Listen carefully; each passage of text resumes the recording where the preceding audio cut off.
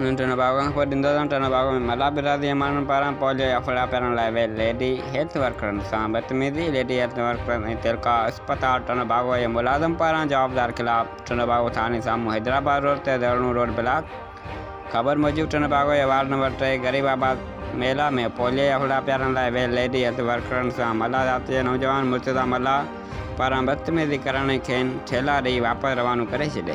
छॾण वारे वाक़िए ख़िलाफ़ 100 खां वधीक लेडी हेल्थ वर्करनि तिलका अस्पताल टनबागो जे मुलाज़िम पारां टनबागो थाने अॻियां हैदराबाद रोड ते फ़ुकर निसा कंबरानी, ज़ुबैदा कासकेली ऐं गुलाम फातिमा जी अॻुवाणी में बदतमीज़ी कंदड़ मुर्तज़ा मला जी गिरफ़्तारी लाइ धरणो हणी रोड ब्लॉक करे छॾियो।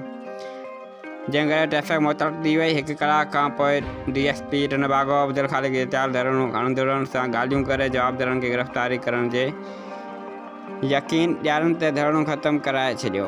जॾहिं टनबागो पुलिस मुर्तज़ा मला ऐं संदसि वालिद मोहम्मद हसन मला खे गिरफ़्तार करे थाने ते खणी वई, जिते तिलका अस्पताल जे MS doctor Aslam Burgari lady health वर्करनि जी अॻुवाणनि खां लिखत में माफ़ी वठण बदिरां लेडी हेल्थ वर्करनि ॿिन्ही ॼणनि खे माफ़ करे छॾियो।